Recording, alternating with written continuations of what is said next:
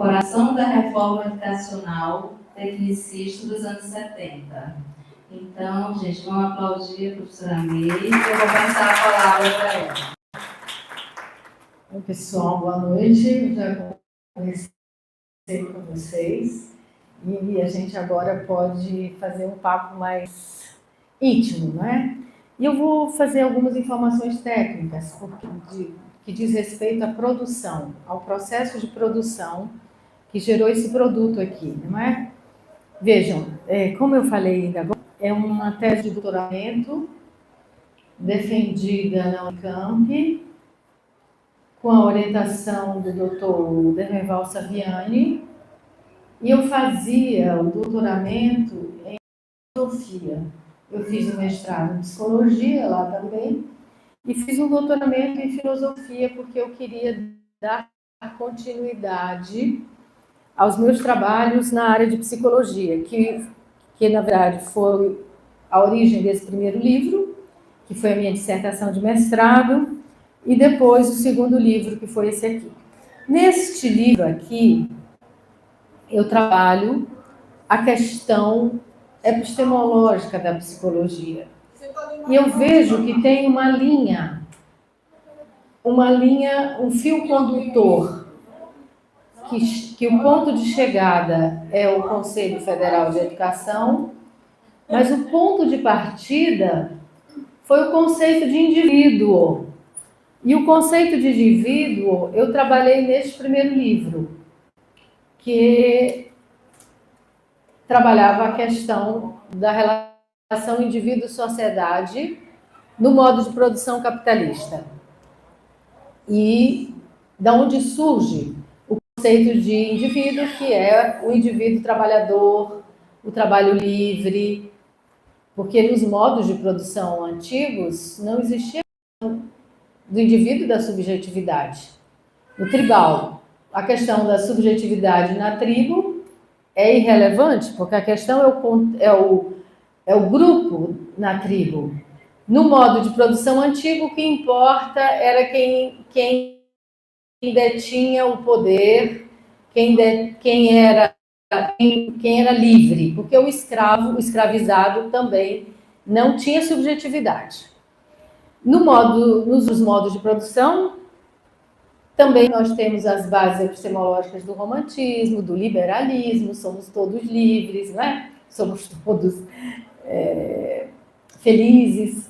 Então, eu fui para as concepções de subjetividade, e aí eu trabalhei a concepção, da onde surge a concepção de subjetividade privatizada, a questão do foro íntimo, no capitalismo.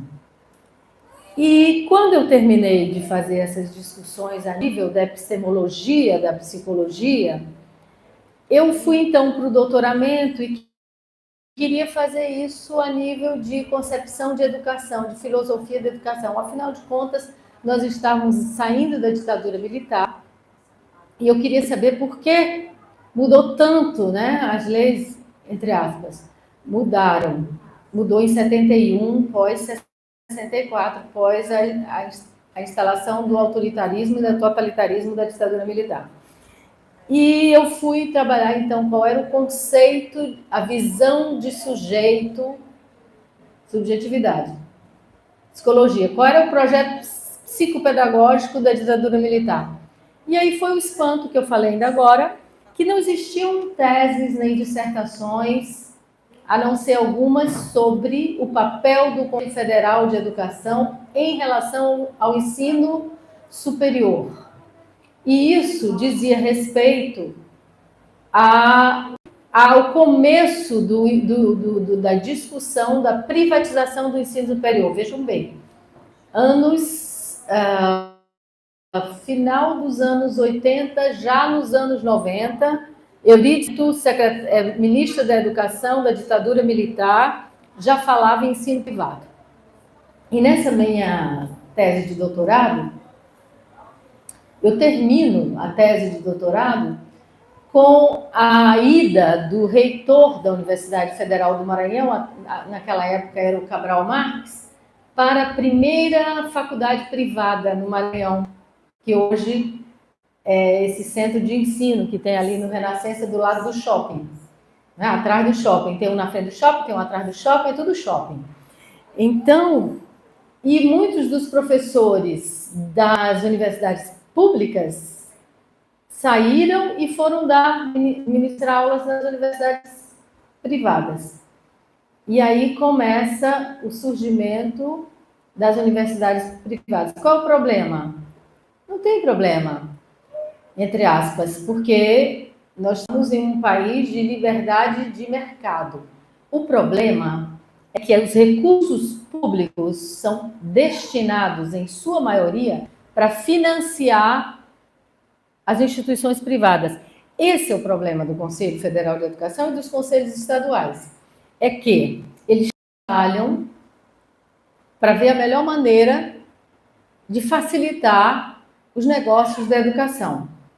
Então, no que diz respeito, que não é esse trabalho, mas é um outro, que eu provavelmente vou republicar e lançar ano que vem, é o Conselho Estadual. Por exemplo, nos anos 60 e 70, eu pesquisei todas as atas das reuniões e o tema das atas era aumento de mensalidade, ou pelo menos o que eles registraram.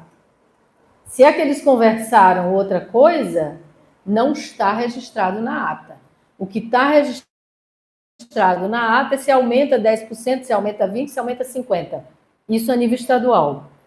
Quem eram os conselheiros, né, após esse trabalho aqui? Eram os donos de escola, na sua maioria. E aqui voltando agora para esse trabalho, do meu espanto, é que o Conselho Nacional de Educação foi fundado em 1931. O primeiro projeto de um senador do Maranhão, aquela cidade depois de Barreirinhas, que é Paulino Neves. Em 1870, ele tem a ideia de criar conselhos. Por quê? Porque no início dos anos 20, 30, início do século passado, começaram a surgir empresas e o capitalismo mais se desenvolve no Brasil, né? Então começaram a surgir os conselhos técnicos e no bojo dessa ideia de educação produtiva, não como agora, surgiram conselhos técnicos. E em 1931, portanto, antes do Estado Novo, o Conselho de Educação tem uma lei sobre conselho. No entanto, ele só foi humanizado, ou seja, ele só foi realmente constituído em 1936. E praticamente, em 1937 tem o golpe e os conselheiros permanecem até os anos 60. Então, nós temos conselheiros que ficaram 10, 20, 30, 40, 50, 60 anos. E eles são, na sua maioria, pessoas ligadas realmente ao ensino privado. E, pasmem, eu fiquei pasma. É Conselho Estadual Federal de Educação, mas não tinha educadores, não tinha professores, tinham advogados, médicos, militares, padres. Padre José de Vasconcelos, por exemplo, ficou quase 40 anos, eu acho que agora não me lembro bem, mas ele ficou muitos anos no conselho. E era muito interessante, porque eu lia as atas, eu lia a revista Documenta, na verdade, grande parte do meu projeto, do meu programa de pesquisa, da minha investigação, foi em cima da revista Documenta, porque é uma revista publicada, é uma revista oficial do Conselho, e na revista tem todos os atos do Conselho. E tem os discursos belíssimos, aquela rasgação de seda, você que é um grande intelectual maravilhoso, fez isso, aquilo, tipo que acontece ali na AML, né? Você é maravilhoso e tal. Eles, depois dos discursos publicados na revista Documenta, eles fazem as resoluções, as indicações e os pareceres. Isso é todo o coração da educação brasileira. Tudo sai de lá. Antes do Conselho só tem a LDB, que a primeira LDB é de 61. Depois a segunda é 71, que é essa que eu trabalhei aqui. E depois a de 96, que é a Lei 93/94. Então, praticamente, é o cérebro, entre aspas, pensante da educação brasileira. E quem que conhece? Ninguém quer saber se existe conselheiro. E eles determinam. Os parâmetros curriculares nacionais vieram de lá, depois da 93/94. Mas também a gente não sabe quem são. E a questão central, que eu diria, dos conselhos, eu vou usar um novo conceito, é a questão da composição. Além dessa coisa do direito privado e do direito público, do investimento privado e do investimento público, é a questão da composição. E a questão da composição é muito importante, porque nós trabalhamos nas instituições brasileiras com dois tipos de intelectuais. Os intelectuais tradicionais, e eu estou usando um conceito gramsciano e um conceito muito trabalhado por Miceli e por José Murilo de Carvalho também, que estuda a história da República. Então, nós temos no Brasil os intelectuais tradicionais. Quem são? Os que estão no Conselho. Os que estão nas academias maranhenses de letras. Nas academias de letras. São os letrados. Quem é das camadas majoritárias da população que consegue ascender a uma academia de letras? Pouquíssimos. No entanto, em muitos estados nós temos acadêmicos que escreveram uma carta e estão lá, sentados numa poltrona vermelha, bem diferente dessa cadeira aí que a gente sentou para publicar livro. É bem diferente, é outro status. O intelectual tradicional vinculado a quê? A elite intelectual, entre aspas, brasileira, as instituições como o Exército, a Faculdade de Medicina, a Faculdade de Direito, porque da onde começam a elite brasileira, o que fazia? Estudava medicina ou direito. Quem começou primeiro a ter ensino superior no Brasil foi a Faculdade de Direito, depois a Faculdade de Medicina.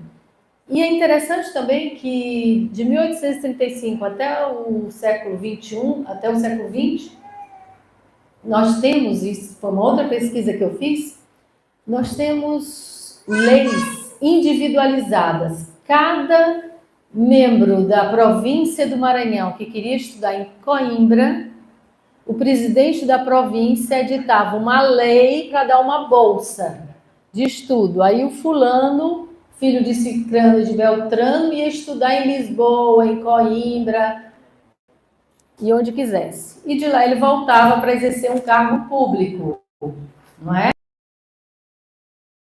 Então, assim, bem... é toda a educação brasileira.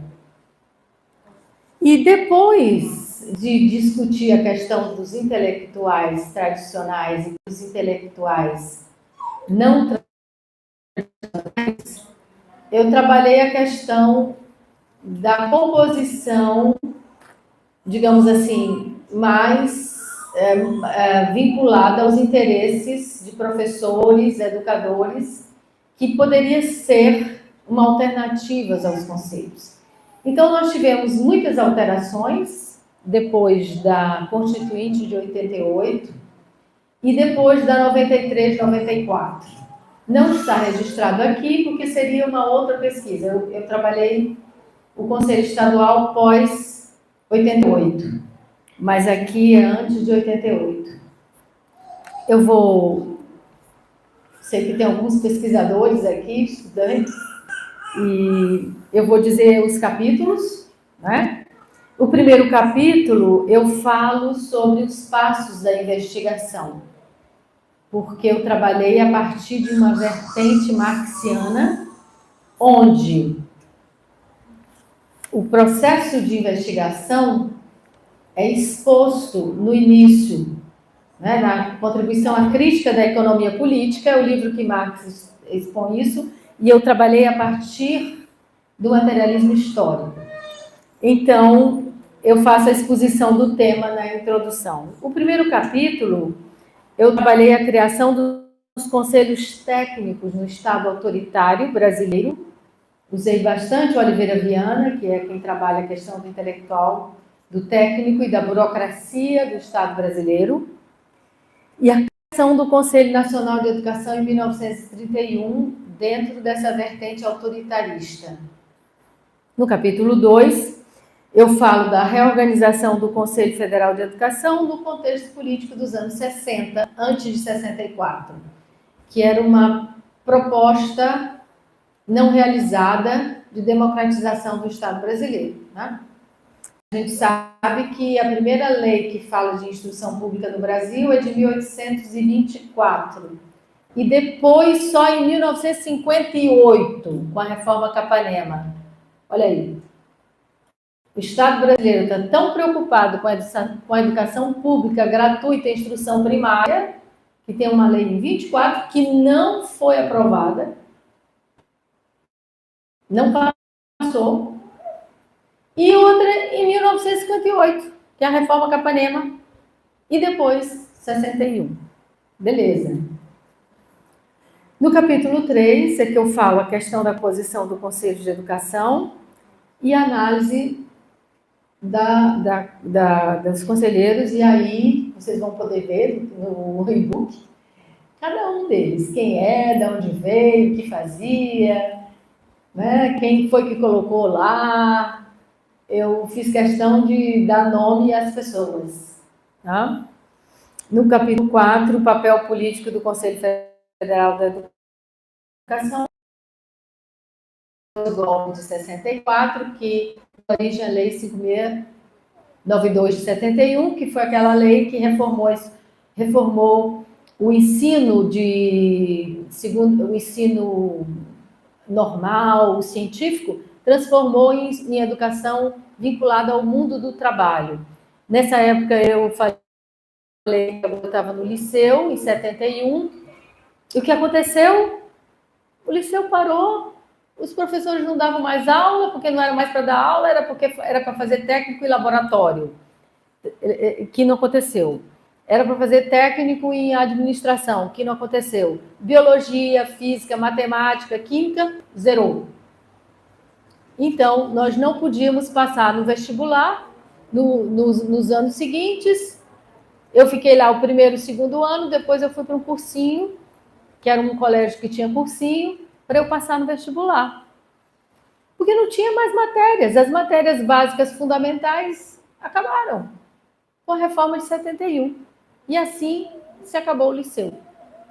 Eu tinha estudado 2 anos, mais um, que eu fiz a escola normal, que era uma escola dificílima, de elite, para ser aprovado, né? E aí a escola se acabou com o ensino tecnicista, que nem deu certo. Nem deu certo porque o projeto era transformar a escola numa escola de fábrica, não é? Porque nós íamos ter grandes fábricas. O Brasil seria um país do primeiro mundo. Então, o aluno que entrasse, ele seria treinado, se fosse hoje, seria coachizado, ou seja, adestrado. Ele seria adestrado para, no final, ele sair pronto para entrar numa mercado de trabalho. Isso não acontece porque tem as instituições que preparam a mão de obra. O empresário, os setores de mão de obra querem uma pessoa que saiba ler, escrever, contar, que conheça matemática, que conheça português. E lá, dependendo do trabalho que ele vai exercer, ele é treinado com a especificidade que a fábrica ou a empresa precisa. Né? Tem que ser um empresário, um funcionário que tenha uma visão da sociedade, que saiba ler o mundo e a empresa. E, finalmente, eu falo do Conselho Federal de Educação no processo de implantação da política após 64, o papel político-pedagógico do Conselho Federal de Educação na elaboração do projeto de lei da 5692. E aqui eu quero dizer o seguinte, como eu realmente, o meu ponto de partida era, qual era a visão de psicologia educacional do Conselho? Olha, gente, infelizmente eu encontrei pareceres com conceitos equivocados de psicologia. Conceitos piagetianos equivocados, tá? Conceitos que não dizem respeito ao que realmente Piaget falou. Eles não usaram Skinner, mas na época da moda, nos anos 70, Piaget estava em alta. Então, mas os conceitos eram equivocados. Até mesmo porque não era especialista, né? Que estavam lá. Era gente de outras áreas. Bom, e no final do capítulo 5 eu falo do papel político-pedagógico do Conselho Federal na implementação da lei, quais foram as resoluções, pareceres, etc. Tem muita coisa interessante, vocês podem ver, o livro é livre, gratuito, de qualidade, e eu gostaria que vocês tivessem acesso, divulgassem. Eu custei muito a divulgar esse livro, por vários motivos, né? E na época eu acho que era até por medo de citar o nome das pessoas. Nós estávamos saindo da ditadura, né? E ainda a gente tinha medo de falar. Lembro que quando eu fazia faculdade na UFMA, em pedagogia, diziam, olha, tem sempre um dedo duro na sala. É verdade. Tem sempre. Se você pode sair de lá para o boicote. Até hoje, professor. Né? Bom, então vamos começar a conversar, que aí eu conto as histórias dos bastidores. Obrigada, gente, por terem ficado aqui para ouvir essa conversa.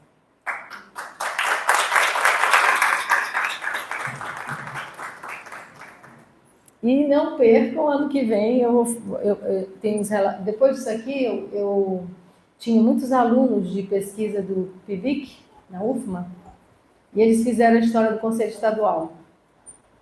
Então, vamos ver se a gente consegue publicar com e-book, fora de e-book, pela editora da UFMA. Eu me lembro que na época eu ia publicar pela editora da UFMA, mas não houve tempo, por uma série de motivos.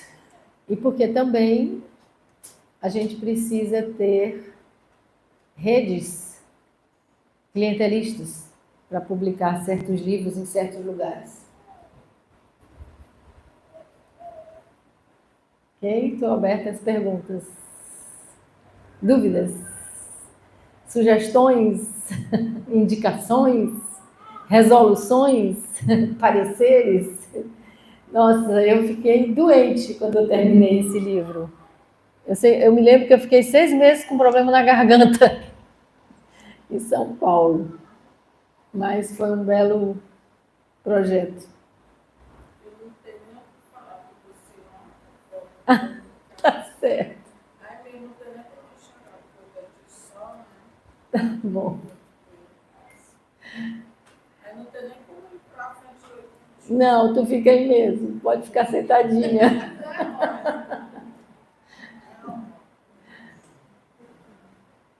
São tímidos? Lourdes? Regina?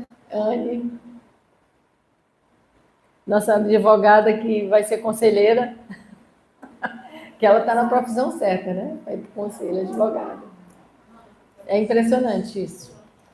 Eu, na época, ficava bem assim, poxa. Aliás, as faculdades de educação não têm nenhum prestígio, né? Professor não tem prestígio. Eu quero convidá-los. Eu ia fazer o lançamento desse livro impresso junto com uma exposição do meu jubileu de ouro de professora. Dia 1º de agosto de 23, eu fiz 50 anos de carteira assinada como professora. E com muita honra, com muita dignidade, eu sou professora e psicóloga, pedagoga e psicóloga, e eu vou fazer uma exposição ainda. Eu ia fazer junto, mas não houve possibilidade. Então, aproveitamos a Feira do Livro e provavelmente 30 de novembro eu vou fazer uma retrospectiva histórica dos 50 anos de educação brasileira com objetos, instalações, meus livros, fichas catalográficas. Eu escrevi isso aqui tudo com lápis e papel. Isso aqui foi digitado no Itautec. Não tinha Windows na época. Eu acho até que as primeiras edições foram em máquina datilográfica que fazia tch. Então, é elétrica. Eu acho que eu vou ver se eu encontro alguma para colocar na exposição. E eu comecei a dar aula com mimeógrafo a álcool. Alguém conhece mimeógrafo a álcool? Conhece? Então não sou tão antiga. Sou só velha. Pois é, mimeógrafo a álcool. E também, como eu comecei como professora de inglês, tinha um negócio que tinha uns slides assim, que a gente fazia tic, tic, aí passava um slide. Pepita and Zip, não sei o que lá. Eu até sei os diálogos. I like coffee, you like tea. I like you, you like me. Era o que os alunos aprendiam. Né? Então é isso, gente. Professora, eu cheguei no final do livro. Quanto tempo demorou a construção desse livro? Esse aqui? Ele é um resultado de 5 anos de pesquisa, não 5 anos, talvez 2 anos. No doutorado. Agora, a redação, a pesquisa levou 2 anos. Investigação, porque eu fiz uma parte... No doutoramento, eu fui ao Canadá, mas eu não trabalhei na tese no Canadá. Eu fui fazer outras coisas, e trabalhar estudar, né? Agora, esse trabalho é resultado mesmo de 2 anos. E a redação foram 45 dias mais 15.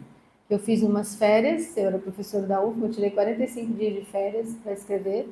Eu sentava às 7 horas da manhã e parava às 11 horas da noite. E só levantava para comer, dormir, ir ao banheiro. E a correção, os finalmente, mais 15 dias. E aí eu defendi o doutoramento em 1º de outubro de 1990. Muitos não tinham nascido ainda. E eu já era professora da UFMA. E aí depois eu voltei, né, para criar o mestrado, doutorado da UFMA em educação. E depois eu fiz um pós-doutorado, que na época eu trabalhei o Conselho Estadual 2. Então, fui a doutora número 28 da UFMA, e a de educação a primeira. E da FAPEMA, criadora, etc. Então, tem bastante história para fazer numa exposição timeline real. Quem sabe eu consigo o dia 30. Eu queria fazer em 2023 ainda, porque são 50 anos em 2023. Eu ia fazer em janeiro, mas eu tive a retirada do tumor no cérebro, né? Então aí mudou muito a minha agenda de 2022, 2023. 2022 eu não tive condição de preparar isso. Então é isso. Mais alguma dúvida sobre a ditadura militar? Sobre os conselheiros? Fala, Lourdes. Em relação ao acesso às pesquisas. As fontes? Isso, As fontes podem ser primárias e secundárias. Eu quis ir para as fontes primárias, porque eu também fazia parte do grupo do Saviani, que estava começando a levantar as fontes primárias de educação brasileira. E que a gente viu que estava tudo em arquivo morto, tudo rasgado, não prestava nada, jogavam fora. Quando tinha um documento de educação, bota fora. Ou então, quando o secretário de educação sai, ele pega tudo das gavetas, bota na mala do carro e leva para casa, porque não tem política de Estado, tem política de governo, tanto de educação quanto de outros setores do Estado, né? Então, o que acontece? Eu resolvi ir para um lugar onde tinha fontes seguras. Conselho Federal. Tinha o quê? A revista Documenta. Então, eu fui para Brasília, para a sede do Conselho, mas também era relativamente fácil o acesso, porque todos os conselhos estaduais recebem a revista Documenta. E eu aí fiz um recorte para o ensino primário. Porque na revista Documenta, do Conselho, tem o ensino superior, o ensino médio e o ensino primário. E eu recortei os trabalhos, as resoluções, normas, indicações e pareceres, somente o ensino primário, que era chamado ensino de primeiro e segundo graus. Foi a partir de 71, né? Que antes era ensino primário. Outra coisa que é interessante observar é que a Lei 93/94, ela estabelece novos parâmetros curriculares e tudo vem do Conselho, né? Então, eu acho que é uma linha de pesquisa para vocês, que eu sei que você é da área de educação, fantástica.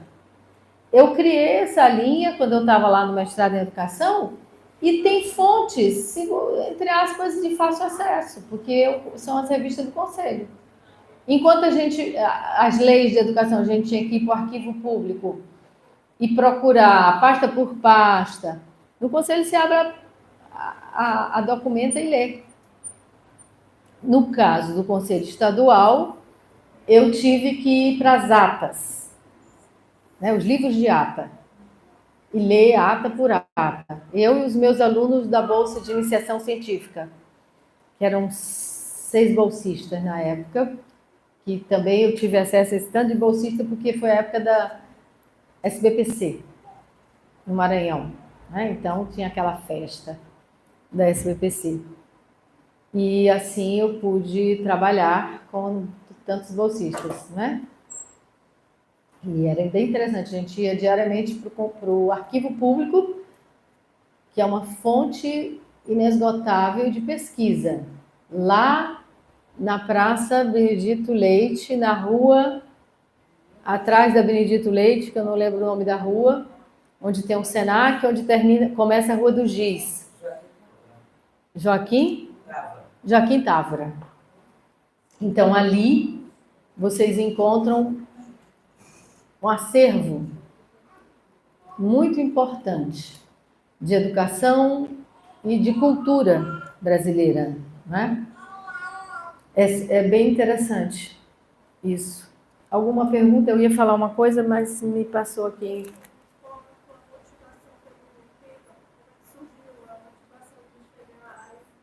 Do Conselho? Pois é. Na verdade, eu queria estudar o conceito de sujeito que a ditadura militar queria implantar no Brasil. Do humanismo para o tecnicismo. E aí, exatamente, a pergunta que a Lourdes fez tem a ver com a sua, porque como era muito difícil, onde é que eu ia encontrar isso? Eu até pensei de ir para as escolas, fazer um trabalho de campo.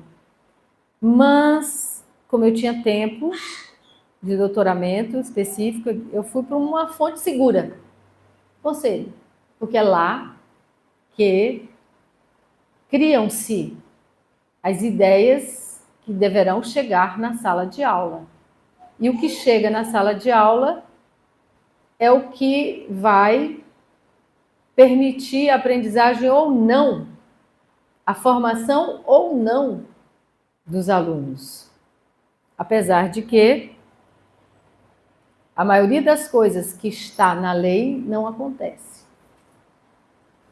Uma das características da legislação educacional brasileira é exatamente isso. O que está na lei não está na sala de aula. O que está no projeto pedagógico não acontece na sala de aula. Tá? Se a gente vai para a escola, aqui acho que a privada é pior ainda.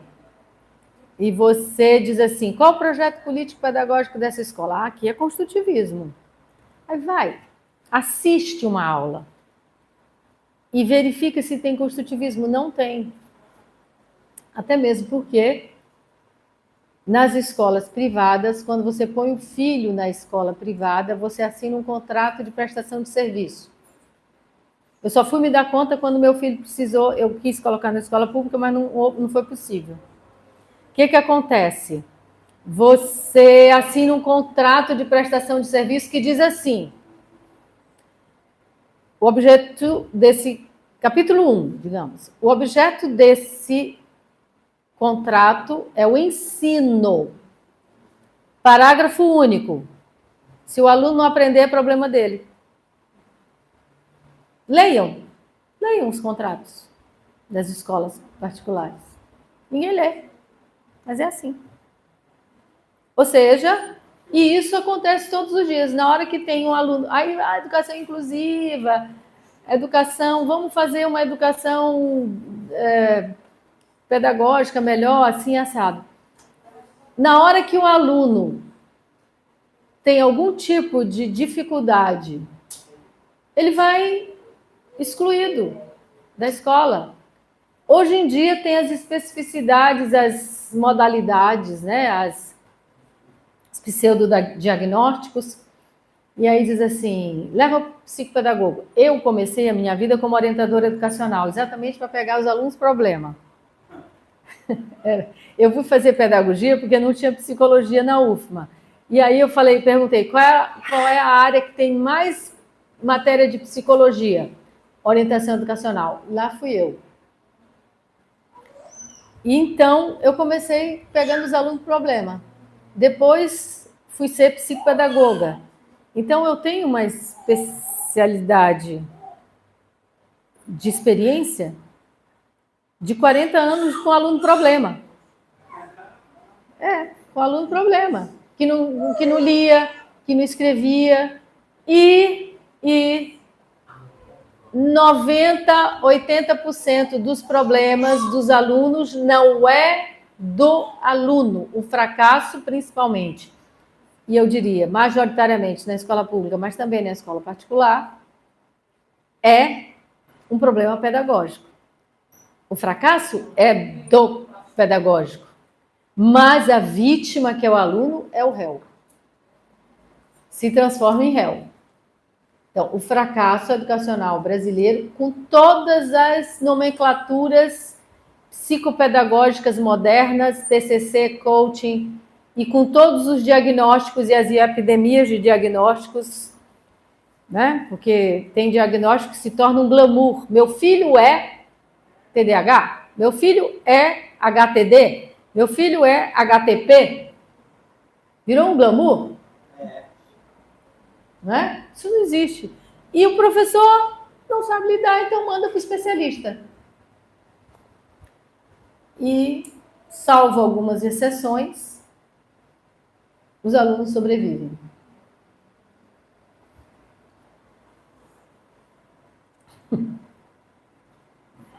Ri para não chorar, né, Sônia? É professora também. E os professores, o que acontece? Nós, professores, somos aqueles que temos o fracasso como resultado de trabalho. Né? Ninguém aplaude, ninguém agradece, ninguém reconhece, ninguém está nem aí para o professor. E hoje em dia eles estão sendo o quê? Massacrados e mercantilizados em última instância. Enfim, somos imprescindíveis. Você pode falar um pouco sobre como funciona o seu processo criativo na concepção da sua escrita? Depende do tipo de escrita. Essas aqui é uma pressão. Funciona pela pressão de ter que terminar o mestrado e doutorado. Então, significa... É a pressão por ter que defender a tese, não é? Porque no meu caso, eu fazia tudo, até a tese. Mas tem o grupo que faz tudo menos tese. Isso aqui desligou, não sei porquê. Lucas descarregou. Bom, além disso, eu sempre tive a preocupação com a questão da subjetividade. E como eu passei por um processo de formação muito longa na área da filosofia, eu sempre trabalhei as questões filosóficas que sempre pergunta o que é, para que serve, quem é, de onde veio. Então, eu passei da psicologia para a filosofia, no doutorado, e tive a sorte, não foi sorte, foi trabalho e, né, persistência, de ter os melhores professores do Brasil, nos anos 80 e 90, começando por Paulo Freire, Rubem Alves, todos os professores que vieram com a anistia e que voltaram para a Unicamp, para a PUC de São Paulo e para a USP. Então, eu tive a possibilidade de aprender com eles, com os monumentos da educação brasileira. Paulo Freire, principalmente, mas não só. E a minha motivação também sempre foi, dentro do ponto de vista da educação política, que a educação é um ato político, eu sempre estive na educação pública, né? Eu, então, trabalhava dentro dessa visão histórico-crítica, que foi fundada pelo professor Saviani, não é? Então, e destinado para as camadas majoritárias da população. Agora, eu sempre quis trabalhar também as questões que diziam respeito, paralelamente a isso, pelo meu tema ser filosofia, subjetividade, cultura, eu entrei na Unicamp também, no departamento de psicologia, na questão da psicanálise. Então, eu comecei a trabalhar as questões conscientes e inconscientes nos anos 80. Eu tive os melhores psicanalistas de São Paulo ao meu lado. Então, eu também comecei a minha análise lá, na época, nos anos 80, e estive em vários hospitais trabalhando essa questão, porque como eu sempre quis mesmo psicologia, né? Eu fazia as duas coisas, clínica e histórica, e epistemologia e filosofia. E o meu processo criativo, ele acontece por insight. E eu me lembro agora que o autor de O Nome da Rosa, Humberto Eco, ele diz que as ideias mais importantes de um processo de pesquisa, elas acontecem por acaso, elas caem assim, pum, pum, que nem aquelas, sabe? Então, isso aconteceu aqui. Eu inicialmente iria fazer pesquisa de campo. Aí o próprio Saviani, que era o orientador, disse, não, vamos fazer pesquisa histórica. Eu inicialmente ia fazer com criança que não aprendia. Não, vamos fazer pesquisa documental, senão tu vai ficar aqui 20 anos pesquisando menino que não aprende e não vai sair daqui.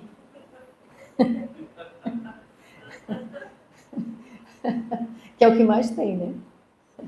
Eu cheguei aí para uma escola lá em Campinas, uma escola pública, isso eu me lembro perfeitamente, inesquecível.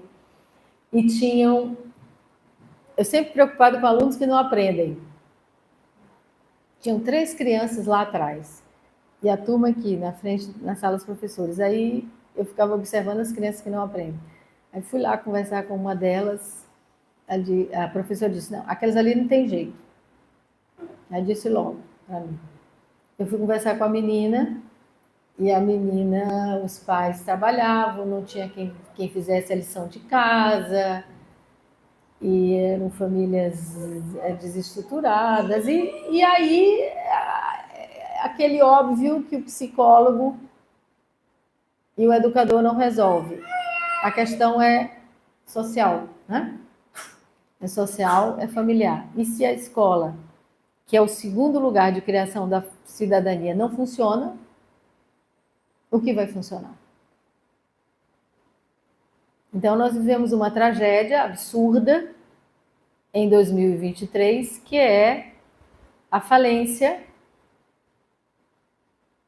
da escola pública, né? Com todos os recursos destinados para a construção civil.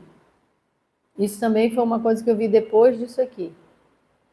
Que eu fui trabalhar com uma perícia e dos 100, digamos, tem 100 reais destinados pelo Fundeb ou Fundef para educação. 90 para construir escola. Só que a empresa pega o dinheiro, constrói metade da parede, faz um aditivo de contrato, pega mais o dobro e depois entra em falência. Tá? Esse é o grande problema da educação brasileira. Desvio de recursos para a construção civil. Além dos outros que eu já falei, tem esse. Quem manda no Estado brasileiro os recursos, não só da educação, é a construção civil e os bancos. Tanto que as casas Minha Vida, as escolas, as penitenciárias, os hospitais, na hora que você pega na parede, a parede cai. E é para botar 2 sacos de cimento, eles botam metade de um.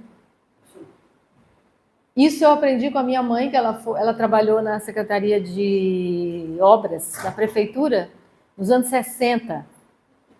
E ela dizia assim, tá aqui a calçada que o empreiteiro, não tinha engenheiro na época, era empreiteiro. Que esse empreiteiro fez, olha aqui como é que está a calçada. O dinheiro veio para fazer a calçada, mas ela botou só areia. Então, a minha inspiração é sobre isso, né? Todas essas questões históricas. A minha inspiração, sob o ponto de vista educacional, é Paulo Freire. Educação é um ato político. Viver é um ato político. Mas eu escrevo poesia. Eu também vou publicar as minhas poesias futuramente e as minhas fotos. Vou fazer a exposição com fotos e poesia. Eu tenho alma de artista. Diga, pergunta. Professora, eu tinha mais 10 perguntas para fazer. Como o tempo não permite, eu vou fazer só 2. Perfeito, eu respondo uma. As 2 perguntas, a primeira era, como é que a senhora vê os alunos lá problemáticos quando a senhora começou a sua carreira, trajetória profissional, e os alunos de hoje? E o segundo, como é que a senhora avalia a educação nesses últimos 10 anos? Nós tivemos 4 presidentes, né?